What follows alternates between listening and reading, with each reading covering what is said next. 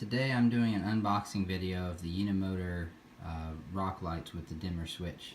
So I'm going to go through everything that's in this and go through it as best as I can for detail. So it looks like we've got a couple of the different screws here. Got the rock lights, the wires, instructions here.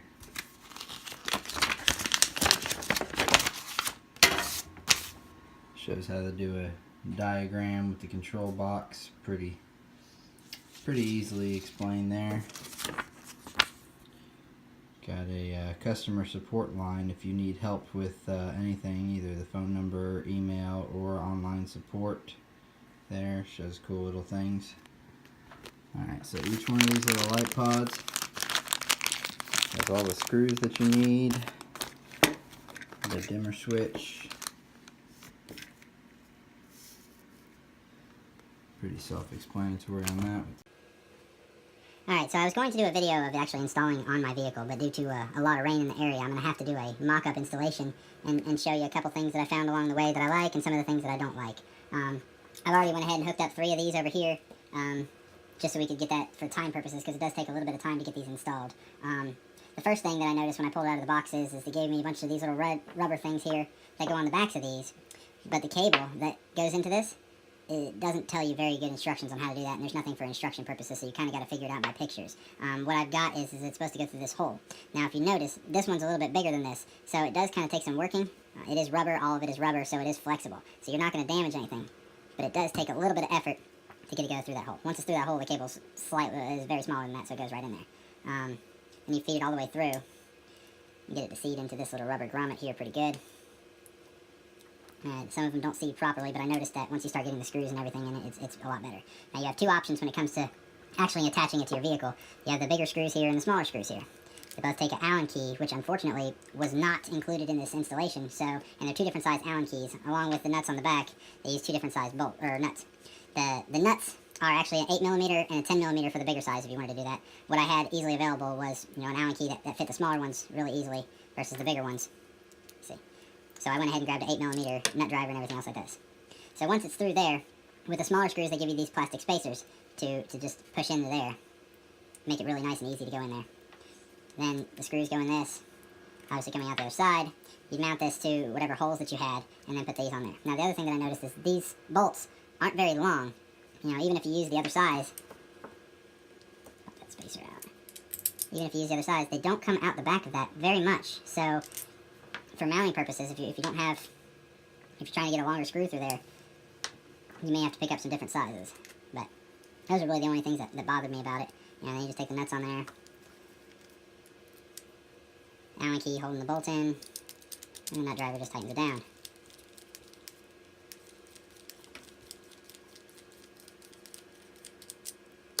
And obviously, it would hold a lot easier when you have it to a vehicle versus just doing this to the rubber grommet, because it's going to go right into this little rubber grommet thing.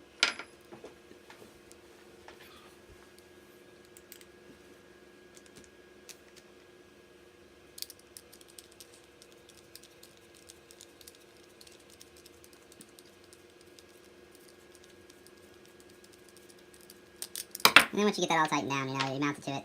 There's 2 different parts of the wiring harness. First off is the switch that we'd seen before. It's just a little basic push button switch. It wires into either whatever you want to do electronically in the vehicle. I got it hardwired just to a battery right now, just for purposes of being able to see this light. And one side is the switch, other side goes to this junction box with I assume this is a built-in fuse in there to keep it from blowing anything. Then these wires right here for these 3 lights and this light, eventually, comes down to this nice little set of wires that's all the way over here.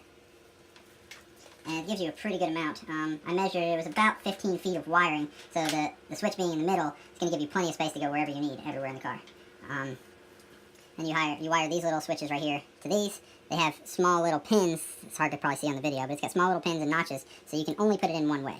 Once you get it lined up, it goes right to that gasket there, and then these little covers go over top of it, tighten it down, and make it completely and solidly waterproof, and it is very waterproof. Set that over there with that.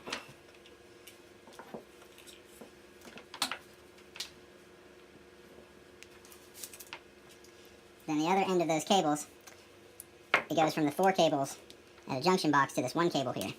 And the same thing with this, it's got little notches. These are a little bit easier to see, where it only can go in one way. There's a little plastic notch in there, so it can only go in one way.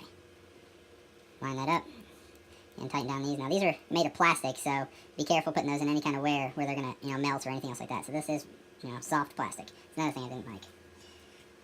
Now that that's all wired up, it's wired up to this switch. Now this switch, like it said, had different things on there. Tells you different ways. So it's got little lights that light up here. I'll cover this for a second. I'll show you. They light up really bright, by the way. I got green ones.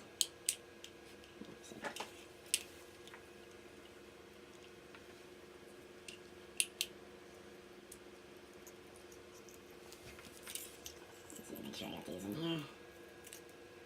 There we go.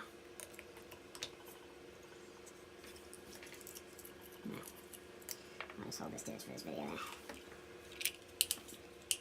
Alright, so when there's no lights on, it means that they're off there. When you click it once, it's got one light on the one side.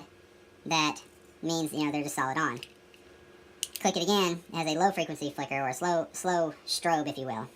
Click it one more time, it does a faster strobe. And then you click it again and everything's off. So the whole system's off.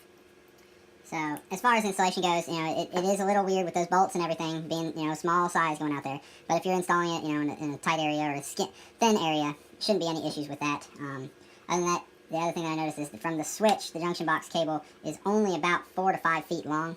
That could be a little bit longer if you need to go through the firewall into the battery, for some vehicles. But otherwise, it's a really good product. Everything works out really good.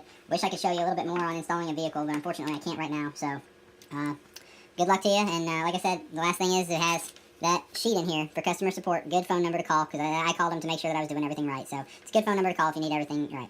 Thank you for watching.